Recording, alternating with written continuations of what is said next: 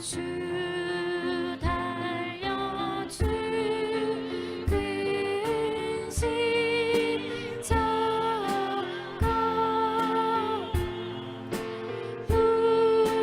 우리가 생각할 때에 세상에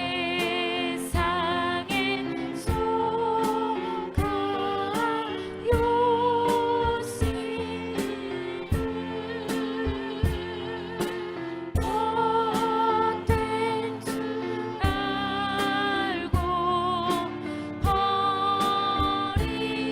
버리네. 죽으신 구 주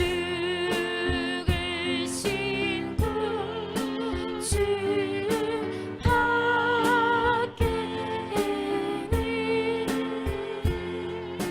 차라리 멀게 하소서. 보혈의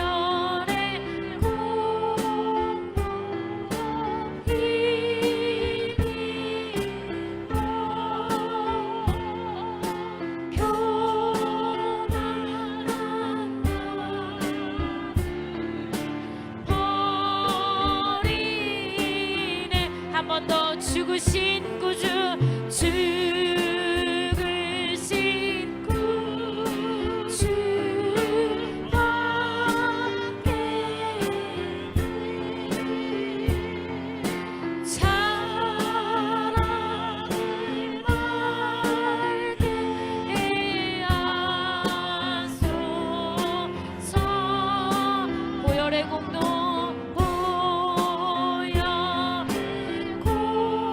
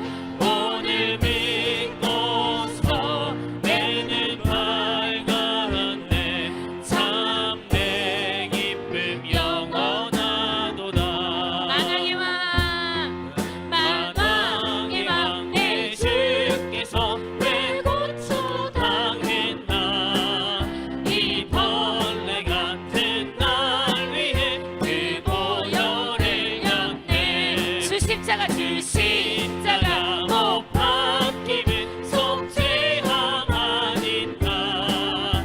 그 긍휼함과 그 은혜는 말할 수 없도다. 늘 울어도 늘 울어도 그 큰 은혜 다 갚을 수 없네.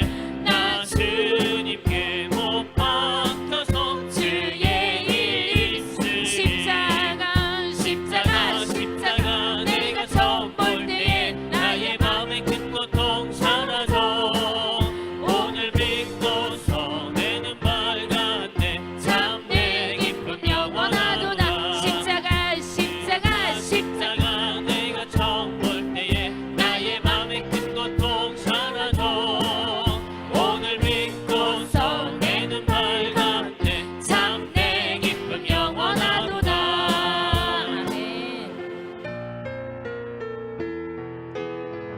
아멘. 우리 보좌 앞에 우리 보좌 앞에 모였네. 함께 주를 찬양하며 하나님의 사랑 그 아들 주셨네. 그의 피로 우리 구원 받았네. 십자가에서 쏟으신 그 사랑 강같이 온 땅에 흘러 각 나라와 각 나라와 족속 백성 만원에서 구원받고 주 경배 드리네. 구원하심이 보좌에 앉으신 우리 하나님과 어린 양께 있도다. 구원하심이 보좌에 앉으신 우리 하나님과 어린 양께 있도다.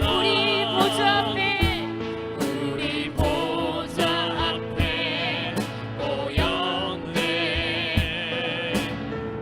함께 주를 찬양하며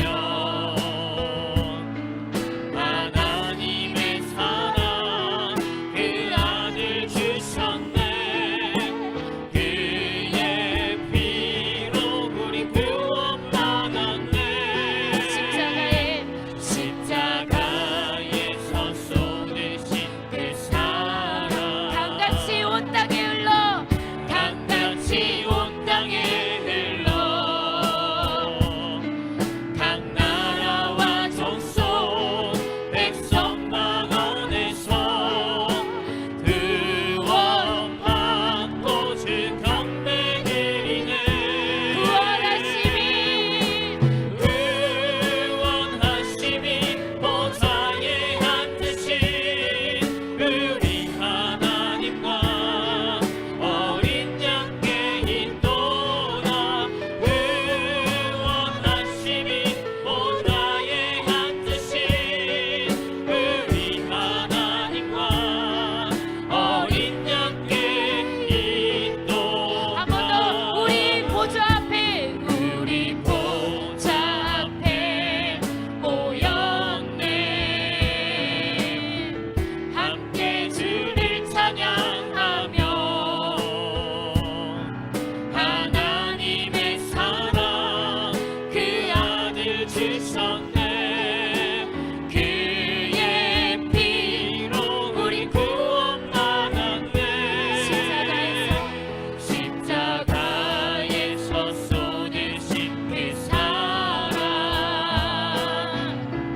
강같이 온 땅에 흘러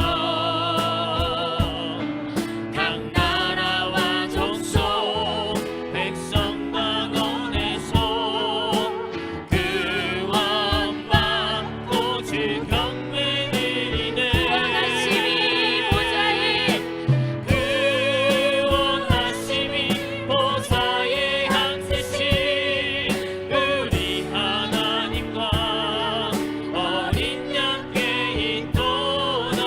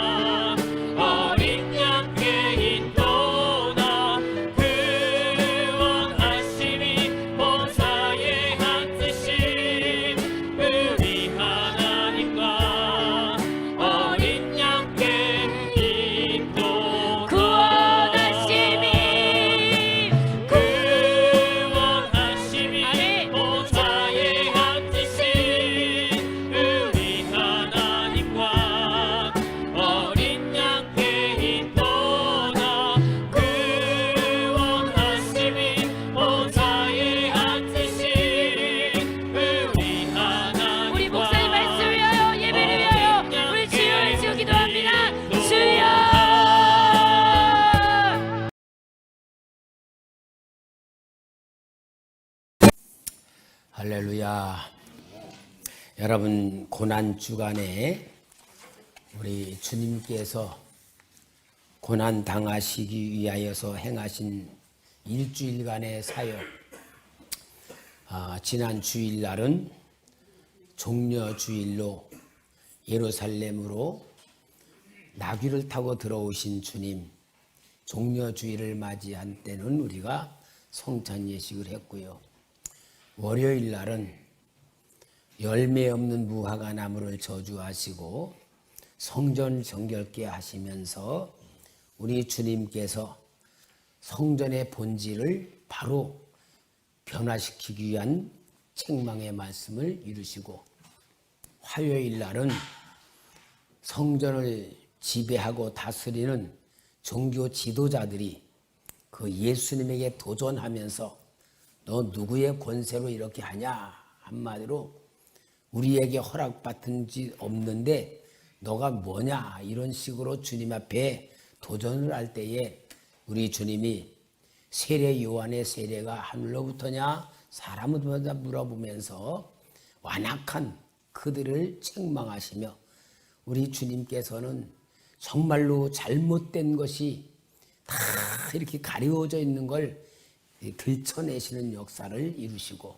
이제 수요일 날은 우리 주님께서 그 종교 지도자들의 무서운 재앙, 심판, 말세의 역사가 어떻게 일어날 것인가를 보여주며, 세상에 이제 무서운 하나님의 심판이 일어나고 종교 지도자들을 저주하고 책망하는 무서운 사건을 이루시고, 어저께야말로 참 최후의 만찬 이루시면서 제자들의 발을 닦아주시고 겟세마네 동에서 기도하시다가 가룟 유다의 인도를 받아서 그 군병들에게 잡히시는 시간, 그것이 약 추측으로 밤 9시부터 10시 사이에 우리 주님께서 잡히시는 그 역사를 이루신 겁니다. 그리고 이제 금요일 날이 오늘부터 시작되는 사건들이 제일 먼저 대제사장 가야바 앞에 끌려가시는 겁니다.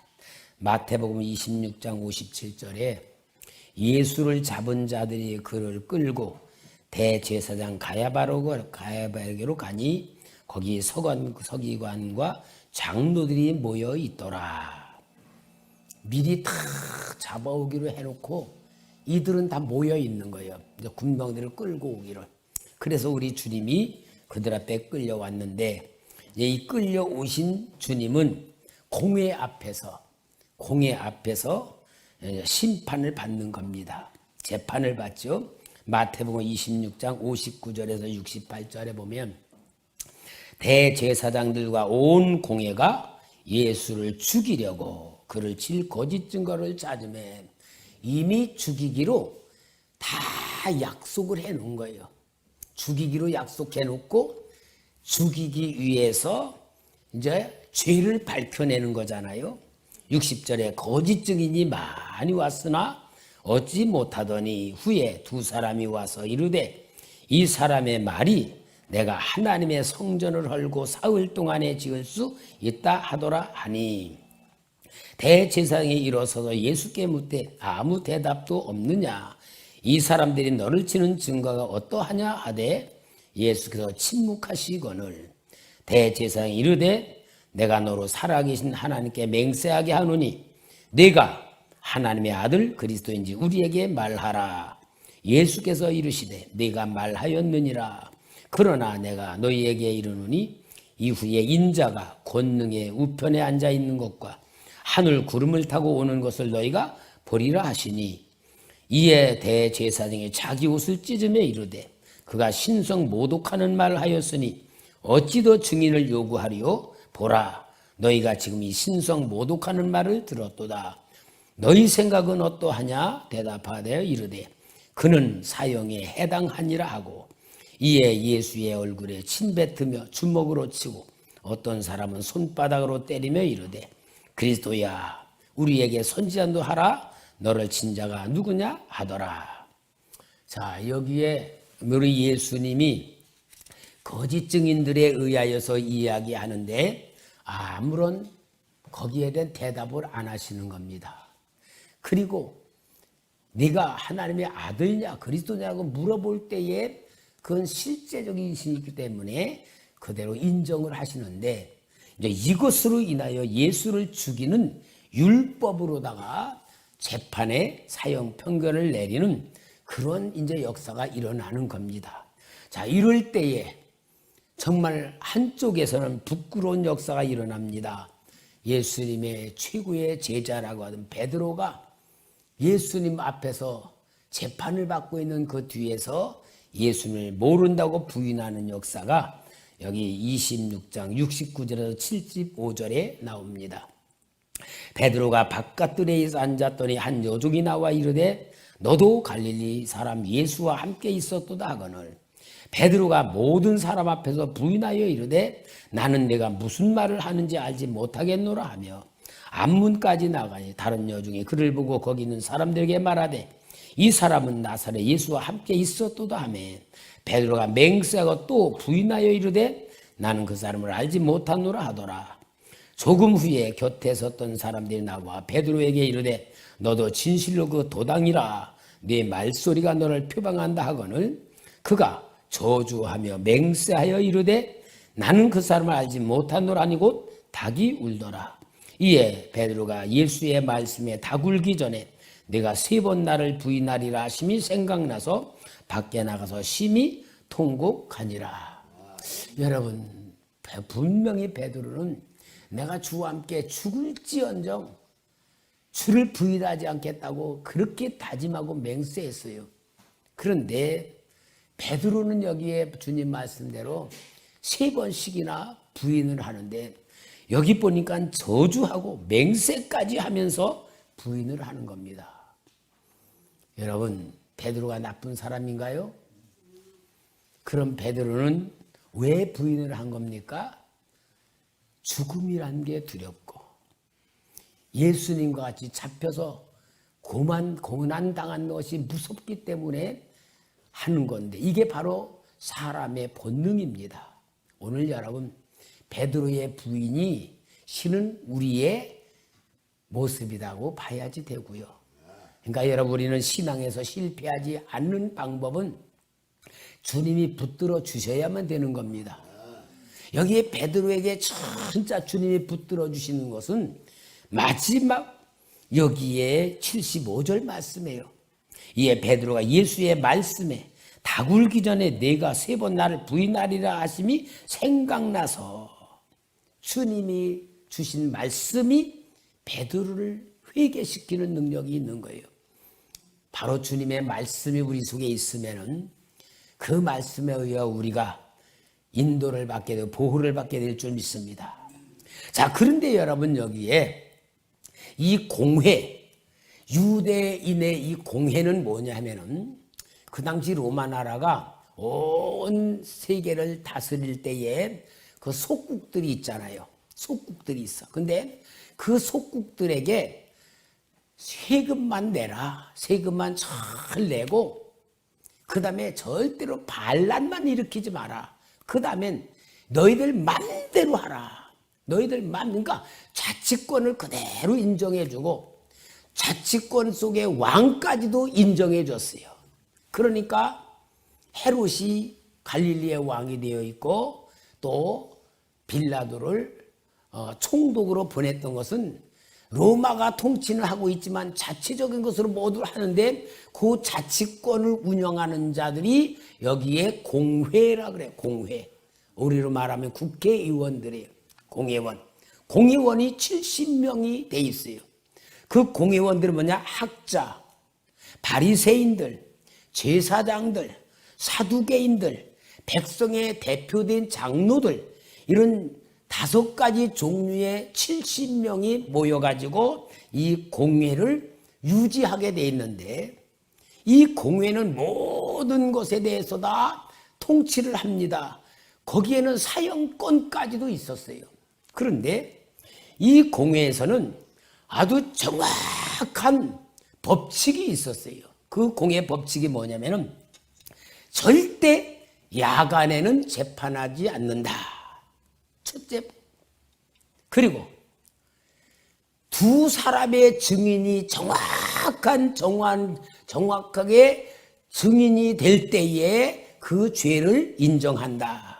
그리고 신분, 이 사람을 죄인을 신문을 해. 신문을 한 다음에 똑같은 날 그날 선고는 안 된다.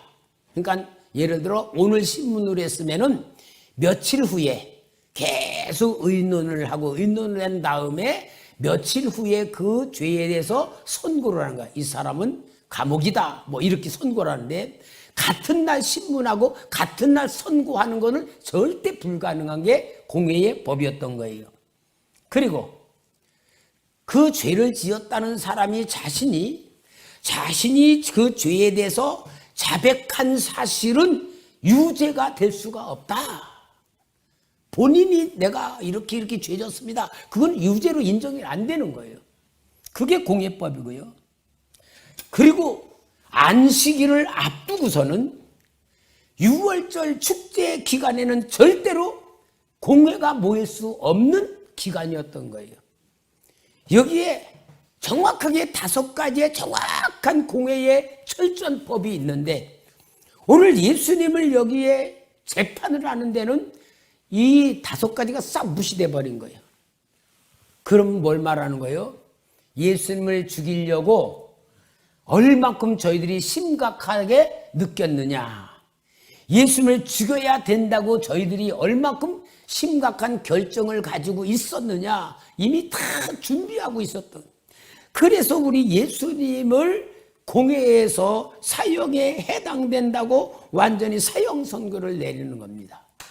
자, 그런데 그렇게 결정을 내렸으면은 자기들이 해야 되는데 또 이거를 그렇게 결정을 내놓고 빌라도에게로 데리고 가요. 빌라도에게. 원래 공회에서 공회에서 판결을 하면 공회에서 처리를 하게 돼 있어. 빌라도도 그러잖아. 너희에게 법이 있으니 너희가 처리하라고 분명히 그렇게 얘기를 하잖아.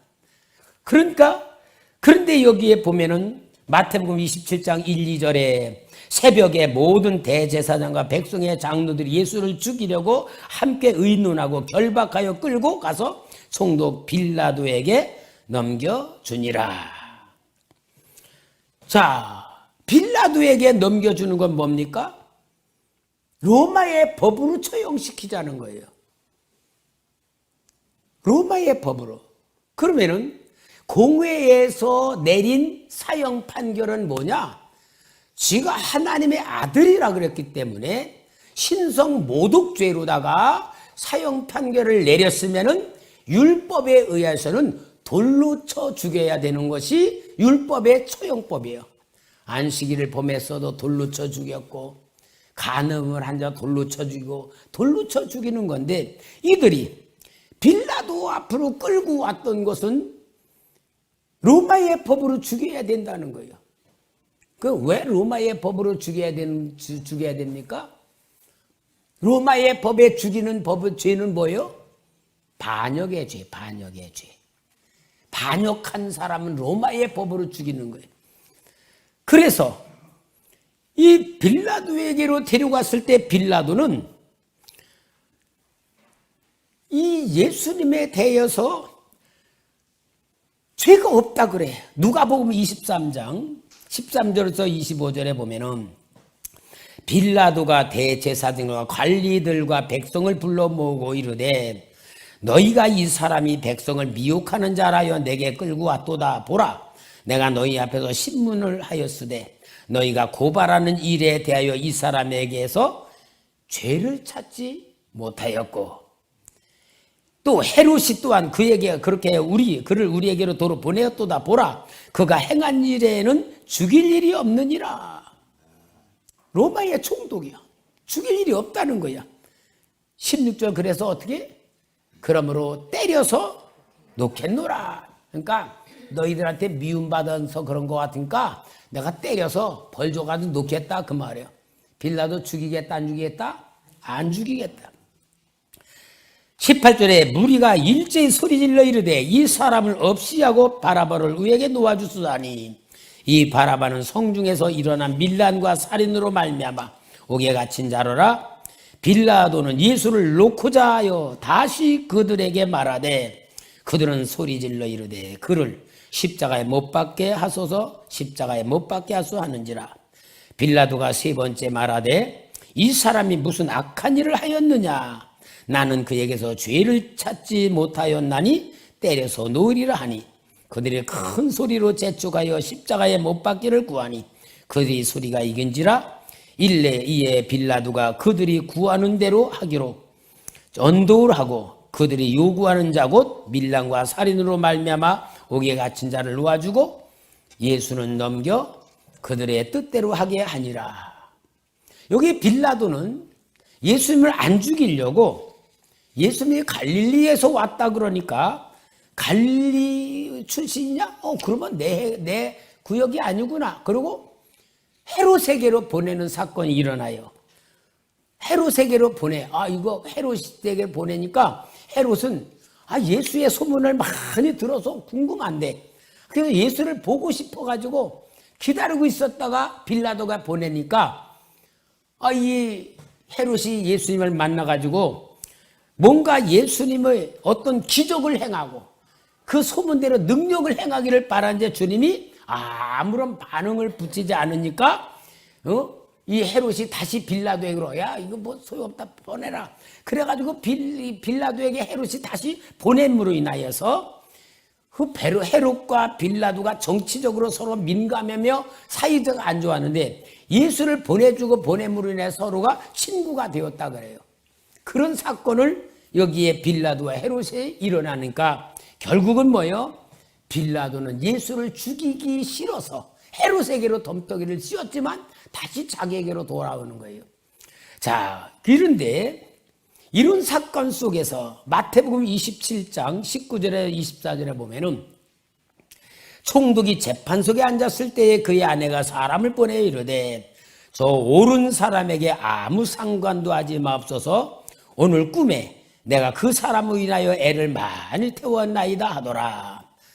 그러니까 아마 이 빌라도의 아내가 꿈에 예수님을 십자가에 못 박아 죽이려고 하는 그 역사가 일어나는 것을 보았던 거예요. 그래가지고는 자기 남편에게 절대 그 사람 해롭게 하지 마라 하고 간청하는 그런 부탁을 하게 됐습니다.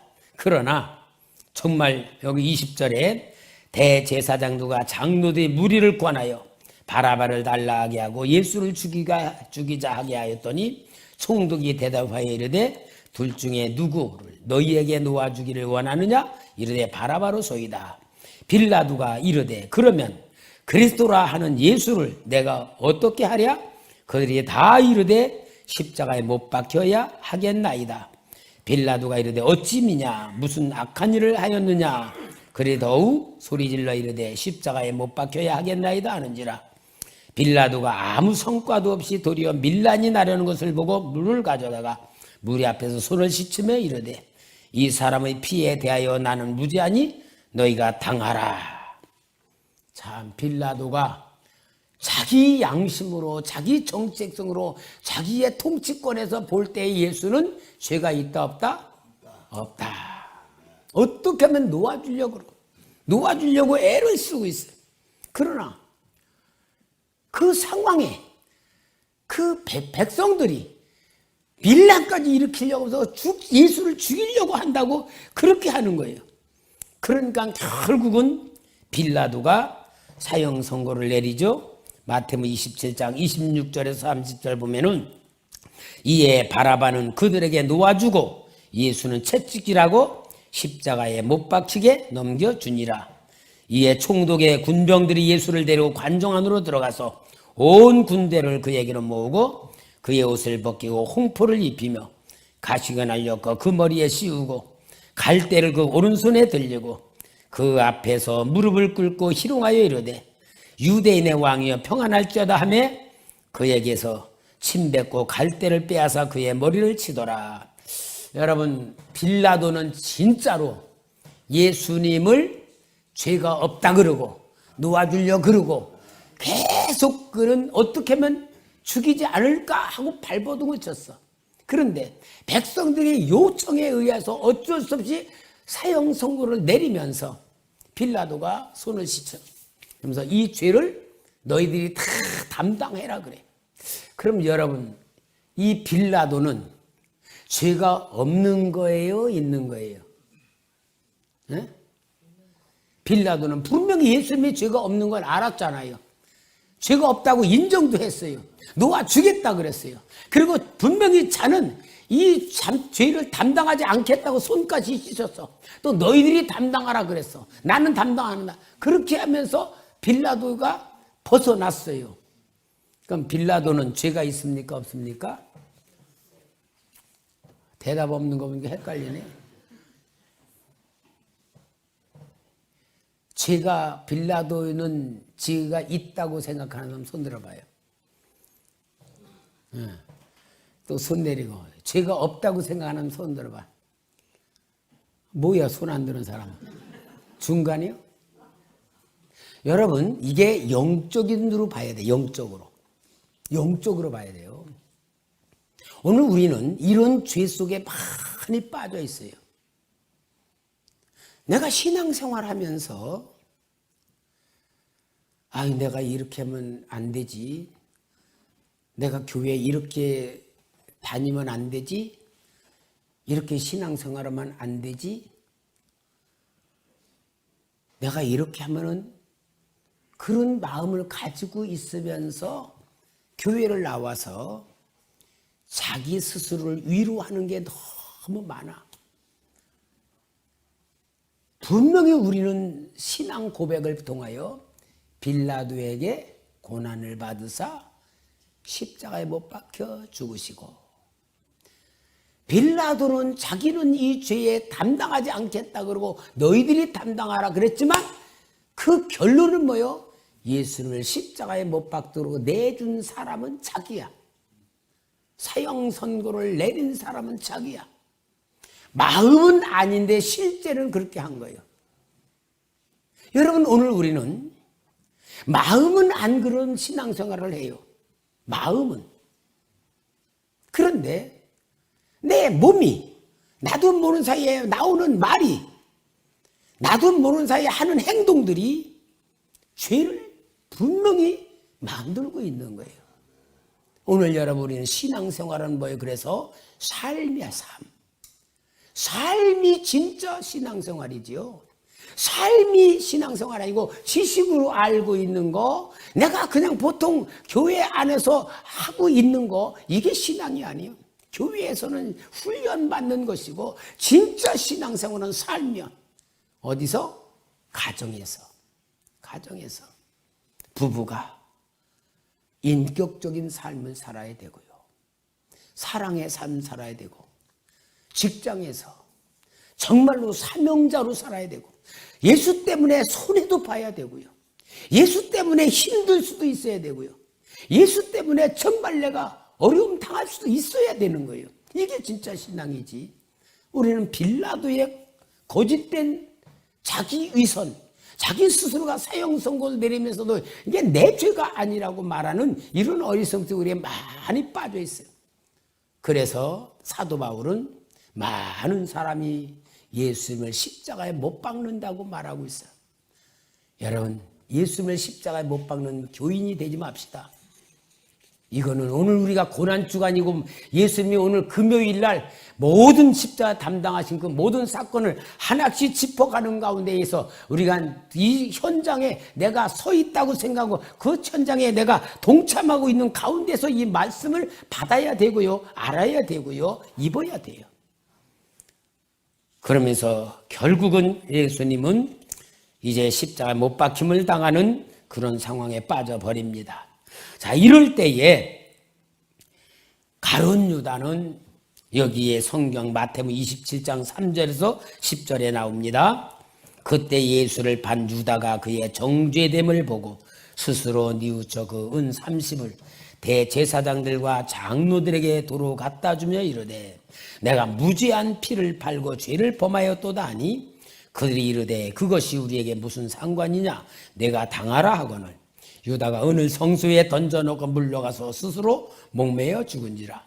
대제사장들이 그 은을 거두어 이르되 이것은 핏값이라 성전구에 넣어둠이 옳지 않다 하고 의논한 후에 이것으로 토기장이의 밭을 사서 나그네의 묘지를 삼았으니 그러면 오늘날까지 그 밭을 핏밭이라 일컬으니라.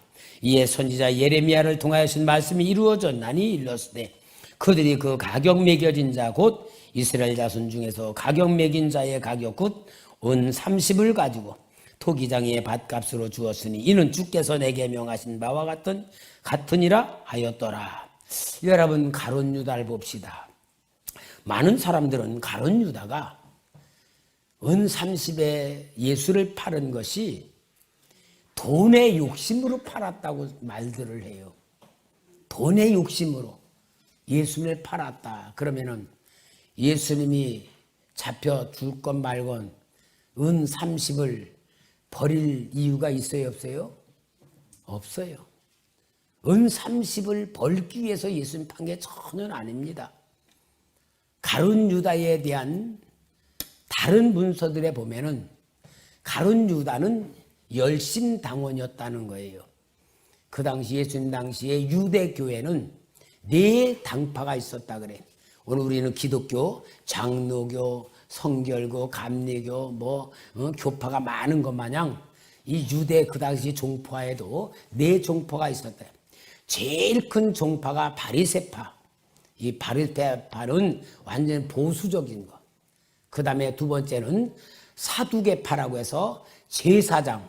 사두개파는 제사장파인데 제사장파는 현실과 적응해. 정치하는 사람들과 적응해서 여기 대제사장 이런 사람들이 로마의 정치와 야합을 해가지고 빌라도에게 이렇게 하게 하는 것이 이게 사두개파의 가장 중요한 멤버들이에요. 그 다음에 에세네파가 있어. 에세네파는 뭐냐? 그 당시 사회를 등지고 저 광야나 산속으로 들어가서 경건의 삶을 살면서 말씀을 연구하고 오직 경건의 삶을 살면서 사회와 떨어진 그런 삶을 사는 경건주의의 파가 에세네파예요. 마지막 4번째는 열심당파라 그래가지고 그들은 무력으로 로마와 대항해서 독립을 이루어야지 된다고 하는 그런 열심당원이었는데 이 가룟 유다가 열심당원이었다는 거예요. 그리고 12제 가룟 유다가 제일 똑똑한 사람이었거든.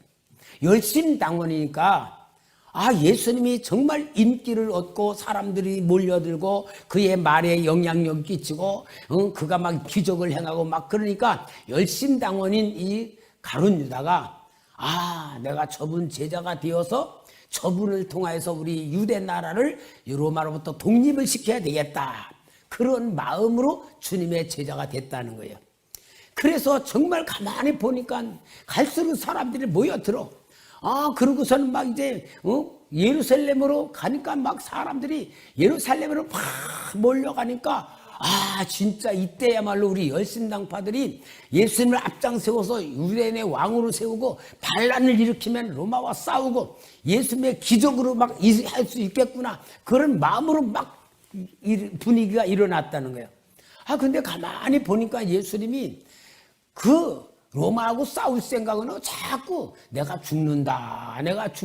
그리고 정치하는 사람과 제거 피하는 것이지 싸우질 않는 거야. 그러니까 가룟 유다가 한 게 뭐냐? 저 예수님을 죽는 길로다가 몰아넣게 되면은 안 죽으려고 능력을 행하겠지. 그런 마음으로 예수님을 죽음의 길로 몰아넣었다는 거야. 왜? 살아나기 위해서는 뭐가 할 것이다 하는 기대를 가지고. 그러기 때문에 여기에 가룟 유다가 하는 것이 여기 3절에 그때에 예수를 판 유다가 그의 정죄됨을 보고 스스로 뉘우쳐. 이게 아니구나. 자기 계획대로 전혀 안 된 거잖아요. 그렇기 때문에 여기에 결국은 자기가 스스로 목매여 죽는 그런 역사가 이루어졌다는 걸 보여주는 겁니다. 그러면 여러분, 가룟 유다 나름대로 예수님을 믿는데 신앙은 있었던 거죠. 근데 어떤 신앙이요? 예수님을 통해서 자기 뜻을 이루려고 하는 신앙. 그죠? 예수님을 통해서 자기 뜻을 이루려고 하는 신앙. 가룟 유다만 있는가요? 우리도 보면은 예수님을 믿어. 그러면서 예수님에게 기도 열심히 해. 그리고 예수님에게 계속 부탁해. 예수님에게 소원을 아래. 주님 이렇게 해주세요. 이렇게 계속 해. 근데 기도 응답이 없어. 주님이 내 기도를 안 들어주는 것 같아. 주님이 나의 마음을 몰라주는 것 같아. 그러면 어때요? 아이고, 기도해봐야 소용없구나. 기도해봐야 뭐 이적도 안 일어나네. 기도해봐야 문제도 해결 안 되네.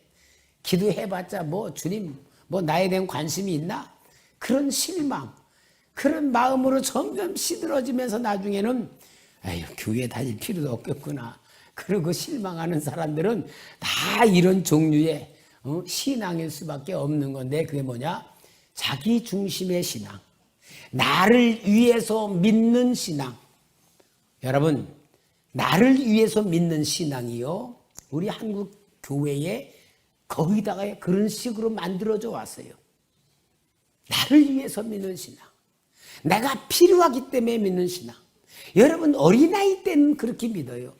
초신자 때는 그렇게 시작합니다. 그러나 신앙이 깊어질수록 주님의 은혜에 감사하고 감격하며 나를 사랑하시고 나를 구원하신 은혜에 눈을 뜨게 되면 나라는 존재가 얼마나 가치 있는 존재가 알게 될 때에 내가 이제는 주님의 나라를 위하여, 주님의 뜻을 위하여, 주님의 의를 위하여 내가 스스로 일꾼이 되고 종이 되고 스스로 사명자가 되어서 자기 자신의 삶을 주께 드리는 자가 되는 게 신앙이에요. 이게 여러분 주님이 우리를 만드시는 신앙의 단계예요. 아직도 내가 나를 위해서가 아니란 말. 우리 초대교회는 항상 살아나는 교회라는 의미가 뭡니까? 영적으로 성장하면서 계속 살아. 여러분, 저는 지금도요, 아직도 내가 힘이 모르지라고, 아직도 무능력 부족하기 때문에 더 주님을 알기를 원하고, 더 주님과 가까워지기를 원하고, 더 주님의 마음을 갖기를 내가 계속 원하며 지금도 갈급하단 말이야. 이 마음이 오늘 주님이 우리에게 주셔서 우리를 주님의 모습으로 변화시켜가는 신앙의 성숙이 될 줄 믿습니다. 오늘 우리는 주님이 진짜 이렇게 고난당하는 한 걸음 한 걸음을 바라볼 줄 알아야 돼. 그래서 마태복음 27장 31절에서 33절을 우리 한번 다 같이 읽어볼까요? 시작. 뿔을 벗기고 도로 그의 옷을 입혀 십자가에 못 박으려고 끌고 나가니라. 나가다가 시몬이란 구레네 사람을 만나매 그에게 예수의 십자가를 억지로 지워 가게 하였더라. 골고다 즉 해골의 곳이라는 곳에 이르러. 자, 여기에 예수님이 우리가 영화에도 봤지만 가다가 넘어지고 체력이 소진돼 가지고요. 그래서 더 이상 십자가를 지고 올라갈 수가 없는 상황이 되니까 시골에서 올라온 구레네 사람 시몬이라는 사람을 로마 병정이 붙들어서 주님의 십자가를 대신 메고 가게 만듭니다. 아마 이 구레네 시몬은 그 주님의 십자가를 메게 될 때에 온갖 수치가 얼마나 수치감을 느꼈을 것이고, 약소민족이 당하는 그 부끄러움과 정말로 끌려가는 그 모습이 얼마나 마음이 상했겠어요. 그런데 신약 시대에 루포의 어머니라고 하는 이야기가 나와. 루포의 어머니가 구레네 시몬의 아내입니다.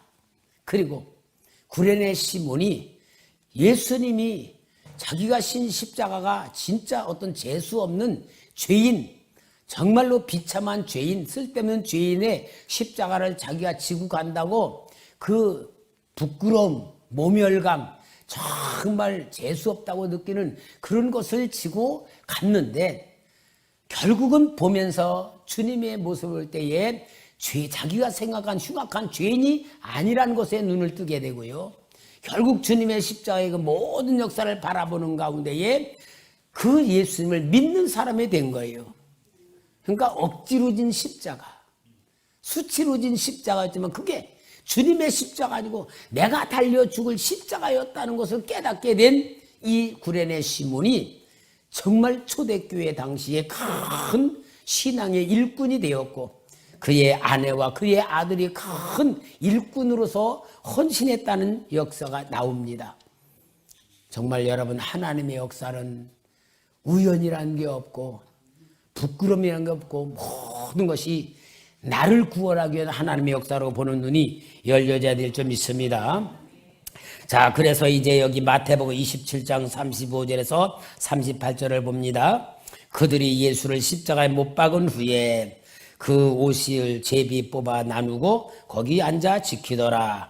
그 머리 위에 이는 유대인의 왕 예수라 쓴 죄패를 붙였더라. 이때에 예수와 함께 강도들이 십자가에 못 박히니 하나는 우편에 하나는 좌편에 있더라.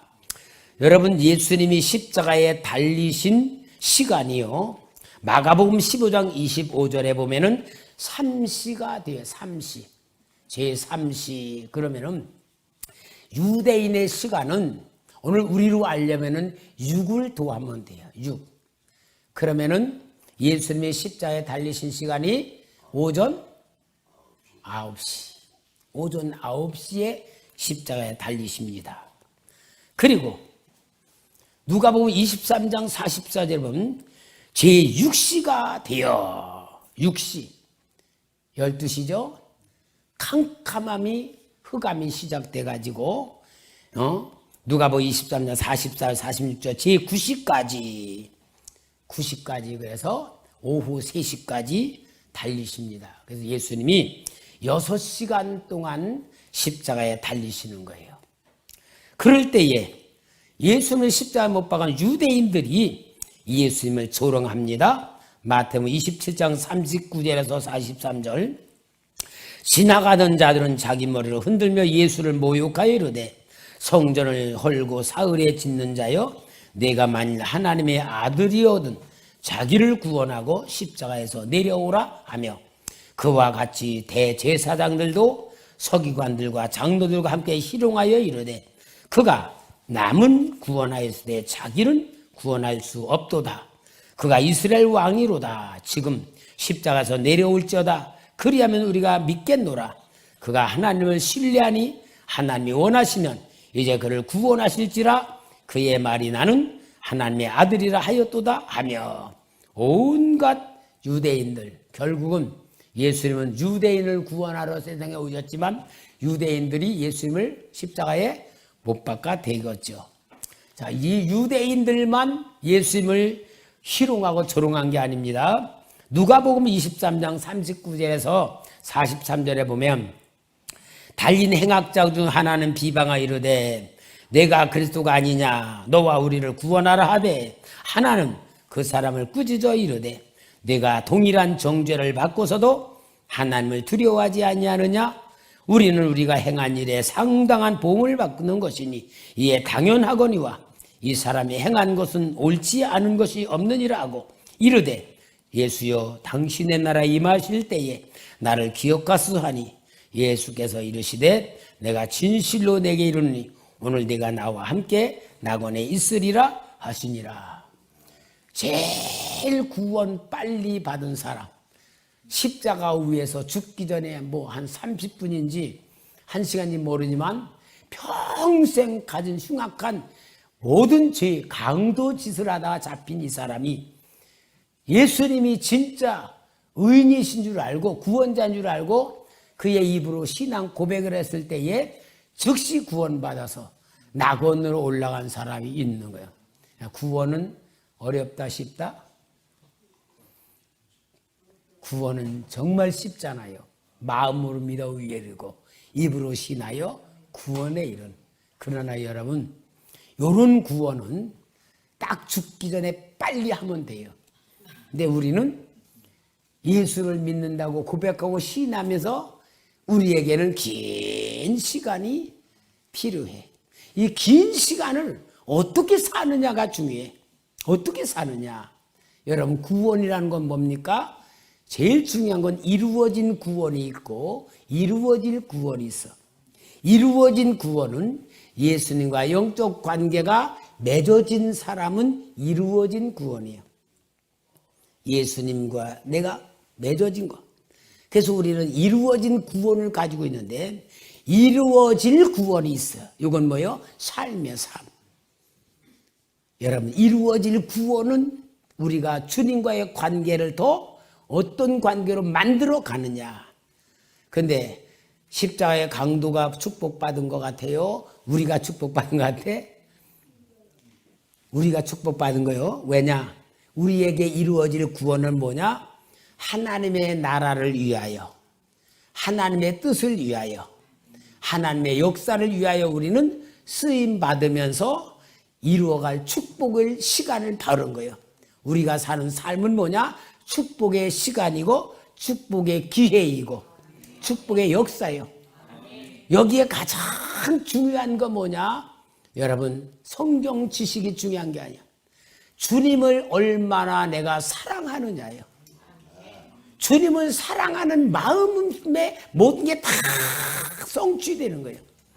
아무리 신학적 지식이 넘치고 경력이 있고 3대째 4대째 아무리 신앙이라 그럴지라도, 아무리 100살 산다 할지라도 사랑의 관계가 아닌 거는 형식이에요. 형식. 의무적 관계예요. 그러니까 하나님의 성령의 법이 뭡니까? 사랑의 법이에요. 하나님 우리에게 요구하는 게 뭐예요? 마음을 다하고 목숨을 다하고 뜻을 다하여 하나님 사랑하라. 사랑의 관계예요. 그리고 인간관계에서 내가 내 이웃을 내 몸같이 사랑하라. 이 사랑의 관계가, 하나님과의 관계가 사람의 관계까지 만들어내는 거예요. 그러니까 신앙생활하면서 여러분들이 내 자신에서 자신을 물어봐야 돼. 내가 주님을 사랑하는 마음으로 신앙생활을 하고 있느냐? 내가 사랑하는 마음으로 교회를 섬기고 있느냐? 내가 사랑하는 마음으로 기도를 하고 있느냐? 이게 가장 중요한, 예수가 생명이에요. 그러니까 여러분, 생명이 뭔 줄 알아요? 사랑이에요. 사랑이 생명이에요.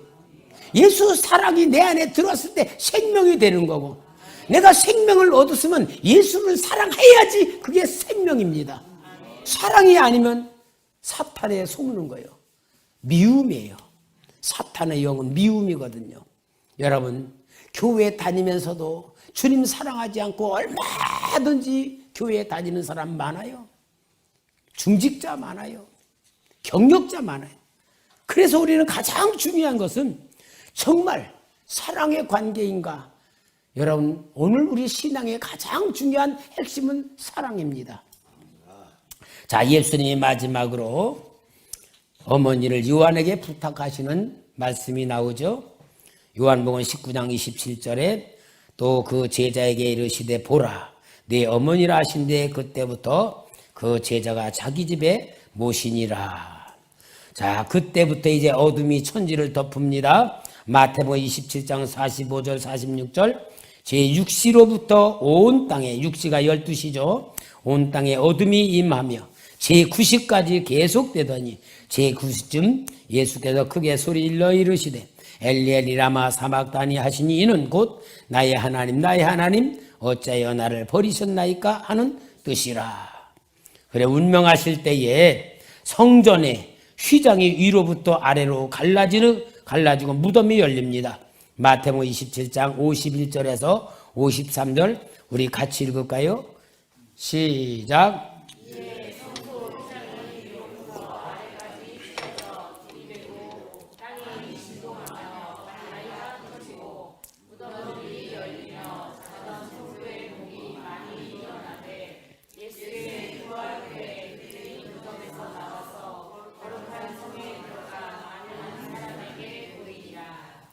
여러분, 여기에 성소 휘장이 뭐냐면은 지성소와 성소를 나누는 휘장입니다. 우리 여기로 말하면은 여기 이렇게 휘장이 쳐 있고 여기는 지성소, 하나님의 법궤가 들어 있고 여기는 제사장들이 제사를 드리는 성전이고 그다음에 향단도 있고 떡상도 있고 그런 거예요. 근데 여기에 맡고 있는 거 이게 휘장 속으로 1년에 한 번 7월 15일 대속죄일에 대제사장이 온 백성들의 죄를 사함받기 위해서 휘장을 들치고 들어가서 법궤 뚜껑이 씌운 손대 거기에다 피를 뿌리면서 온 백성들의 죄를 사함받는 행사가 대속죄일입니다. 그래서 그 지성소에는 1년에 한 번 들어가요. 근데 이 성소를 맞은 이 휘장의 두께가 손바닥보다 더 두꺼웠다 그래. 그런 것이 위에서 아래로 찢어지니까 뭐냐? 이제는 지성소와 성소가 없이 모든 사람이 하나님을 만나가 되는 거야. 예수로 인하여 예수님 화목제물로 돌아가셨기 때문에 예수를 믿는 모든 사람들은 제사장이 필요 없고 오직 예수 이름으로 하나님을 만나는 역사가 열려진 것이 예수님 십자가의 운명으로 돌아가시면서 이루어진 사건입니다. 자, 이런 것을 보고 모든 예수님의 사형 집행을 처음부터 끝까지 그 순서를 담당했던 백부장이 예수님을 보고 고백합니다. 마태복음 27장 54절 같이 읽읍시다. 시작. 백부장과 및 함께 예수를 지키던 자들이 지진과 그 일어난 일을 보고 심히 두려워하여 이르되 이는 진실로 하나님의 아들이었도다 하니라. 전설에 의하면 이 백부장도 예수를 믿는 놀라운 주님의 사역자가 되었다고 하는 사명자였다는 것을 고백합니다. 자, 그래서 예수님이 십자가에 운명하셨을 때에 마태복음 27장 57절에서 58절 저물었을 때에 아리마대 부자 요셉이라는 사람이 왔으되 그도 예수의 제자라 빌라도에게 가서 예수의 시체를 달라 하니 예 빌라도가 내주라 명령하거늘. 그래서 예수님을 아리마대 부자 요셉의 새 무덤에 장례를 지냈다. 여러분 무덤 그러면은 우리나라 무덤하고 달라요. 유대인의 무덤은 이렇게 언덕 같은 데를 굴을 파요. 굴을 파가지고 거기에는 이제 돌로다가 이렇게 굴을 막아놓고 그 안에가 이제 사람이 죽으면은 그 안에 놓고 이제 돌을 닫아놓으면 한 1년 정도 다 썩으면은 그 뼈를 추려다가 다른 데 묻어요. 그리고 그것도 변화. 왜? 가족묘야, 가족묘. 그렇게 되면 이 돌이 무덤이 우리 마냥 땅속에 이렇게 묻어서 해놓으면은 살아나도 일어나지도 못하잖아요. 근데 거기는 그렇게 돼 있기 때문에 여기에 새 무덤에 장례가 되었고요. 그래서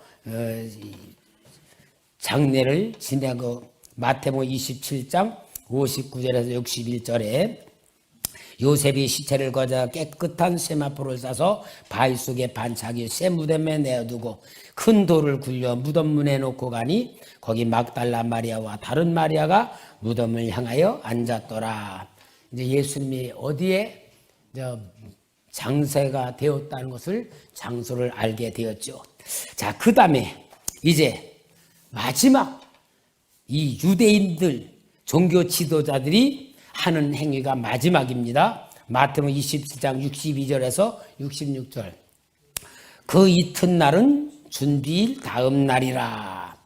대제사장과 바리새인들이 함께 빌라도에게 모여 이르되 주여 저 속이던 자가 살아있을 때 말하되 내가 사흘 후에 다시 살아나리라 한 것을 우리가 기억하노니 그러므로 명령하여 그 무덤을 사흘까지 굳게 지키게 하소서.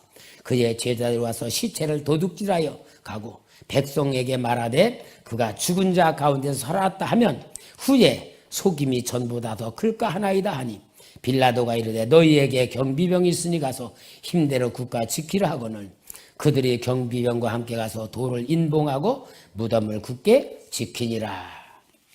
자, 여러분 예수님이 이 땅에 십자가를 지고 죽을 어린 양으로 세상 죄를 지고 하는 어린 양을 보라고 세례 요한이 요청하지 예수님은 완벽한 구원의 역사를 이루었습니다. 정말 예수님이 십자가에 죽어 무덤까지 장례가 됐어요. 우리가 이 시간에 여기까지 왔어요. 그럼 여러분 예수님이 이 모든 과정에서 다 빌라도도 죄가 없다. 가룟 유다도 죄가 없다. 백부장도 죄가 없다. 강도도 죄가 없다. 다 죄가 없다고 하면서도 예수님은 흉악한 죄와 같이 죽으시고 장례 딱 지냈어요. 이게 바로 주님께서 구원을 완성하신 역사예요. 누구를 위한 역사? 나를 위한 역사. 그러면 여러분 나를 위한 주님의 완전한 구원의 역사를 이루었다면 나는 어떤 생각을 가져야 됩니까? 오늘 우리는 고난주간에 보면은 예수님이 고난 당하신 것을 아파하는 고난을 맞아. 우리 주님 얼마나 아프셨나? 얼마나 고통스러우셨나? 얼마나 힘드셨을까? 그런 고난으로 우리는 그 고난주간에 대한 개념을 가지고 있어요. 그런데 여러분, 오늘 여러분들은 이렇게 완전히 나를 위한 구원을 완성시킨 주님이 장례 지내셔요. 이제 내일은 저녁기도 없습니다. 내일은 무덤에 쉬는 날이요. 그 대신 주일날 새벽 6시에 촛불 예배. 여기 성경 그대로입니다. 촛불 예배로 우리가 무덤에 찾아온 상태가 여긴 캄캄하니까 더 좋아. 깜깜해서 아무것도 안 보일 정도 깜깜하니까 무덤 속에 들어온 것과 똑같아요. 촛불 예배를 드릴 거예요.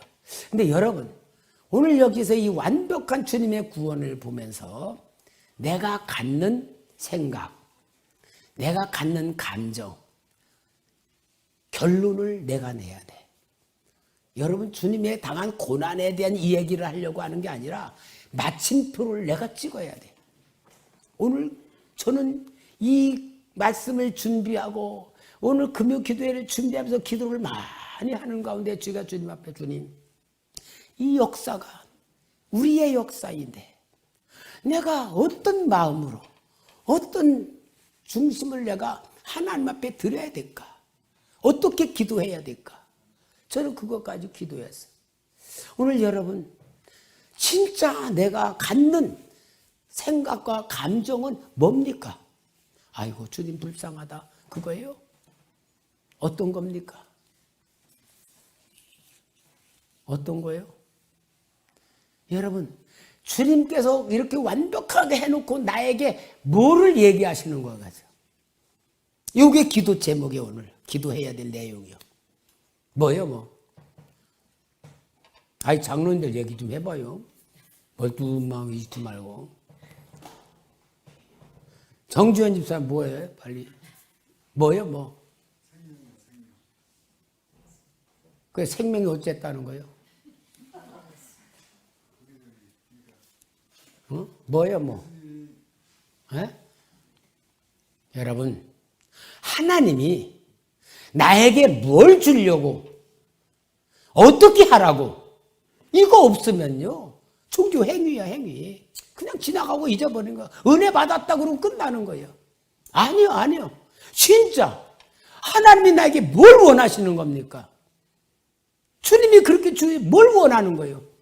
이거 없으면 기도에 필요 없어요. 답이 뭐예요, 답이 뭐? 하나님이 뭘 요구하시는 거예요? 응? 맞히는 사람 10,000원 줄까? 여러분, 예수님이 모든 이 죄가 없으시다고 하면서 죽으신 주님의 역사, 무덤에 장례진 주님의 역사를 믿습니까? 누구를 위한 역사입니까? 나를 위한 역사. 하나님이 뭐라 그러는 거예요? 내가 너를 이렇게 사랑한다. 이거예요, 이거. 내가 너를 이렇게 사랑한다. 내가 너를 위하여 이렇게 고통당했다. 내가 너를 구원하기 위해서, 너를 살리기 위해서 이런 일을 행하였다. 성부 하나님은 예수님이 십자가에서 어찌하여 나를 버리시나이까 할 때에도 외면하시고 캄캄한 흑암으로 모든 걸 가리셨던 것은 너를 사랑하기 때문에, 너를 구원하려고. 이거예요, 이거. 그렇다면 오늘 여러분 뭡니까? 나에 대한 발견을 해야 돼. 나에 대한 발견. 내가 이렇게 사랑받는 존재구나. 내가 이렇게 하나님에 의하여 사랑을 받은 존재구나. 자기 존재를 발견해야 돼요. 내가 이렇게 귀한 존재구나. 내가 이런 사랑을 받는 존재구나. 내가 사랑으로 이렇게 만들어졌구나. 그래서 여러분, 내 자신을 볼 때 예수의 죽음이 보여야 되고요. 예수의 고통이 보여야 되고. 여러분, 이거 없으면요, 우리는 그냥 종교 행사예요. 사순절 지나는 천주교와 다를 바가 없어요. 여러분, 저는요, 내가 몇 번 간증도 했지만 우리 어머니가 초등학교 4학년 때 저 여의도 홍수가 나서 나루 배 타고 들어오면 밤 9시 반쯤에 마지막 시장에서 장사하고 돌아오면서 손잡고 도는데 내가 너무 인생 살기가 힘들어서 물에 빠져 죽으려고 벌떡이라도 배에서 일어나 강물로 뛰어들려다가 너희가 작은 엄마한테 구박받는 게 눈에 선해서 돌아온다. 그 음성을 듣는 순간 엄마가 나를 위해서 이렇게 고생하시는구나.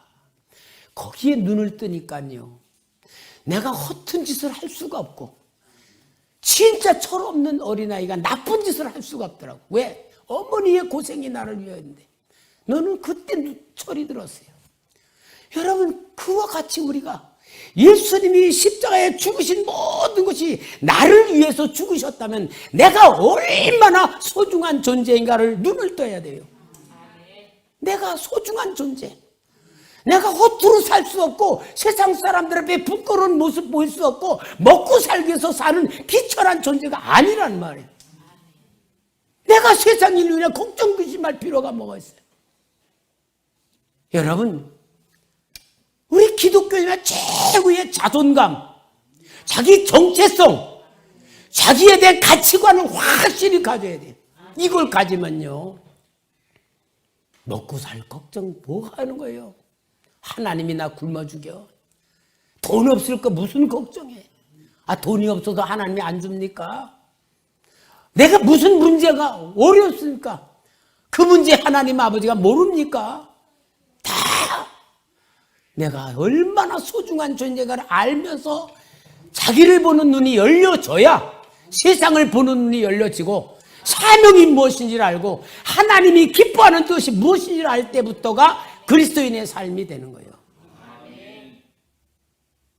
오늘 고난주간이기 때문에 우리 주님의 고난의 막다른 오늘 금요일 날 무덤에 장사 지낸 이 순간이 나를 보는 눈이 열어져야 되고요. 내 정체성을 보고 정말 내가 얼마나 사랑받는 존재, 하나님 아버지가 나에게 기대를 걸고 하나님 아버지가 나에게 약속을 하고 하나님 아버지가 나에게 모든 인생을 계획하고 있다는 걸 눈을 뜨기만 하면 우리는 여러분 세상 사람의 생각과 전혀 다른 수준으로 살게 되고요. 사명자가 되는 거예요. 오늘은 좀 일반 금요 기도회하고 좀 다르게 정말 기도합시다. 내 자신에 대한 완전한 하나님의 사랑을 입은 자답과 자존감이 회복되고 정체성 회복시키며 정말 내가 이 땅에서 천하보다 귀한 존재라는 그런 자존감 가지고 하나님 앞에서 살아갑시다.